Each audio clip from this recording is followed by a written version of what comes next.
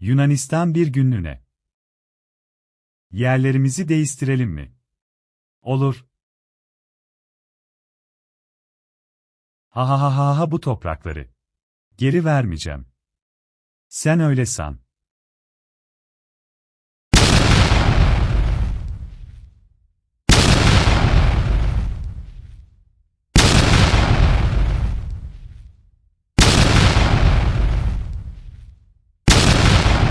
Part 2 için 10 like.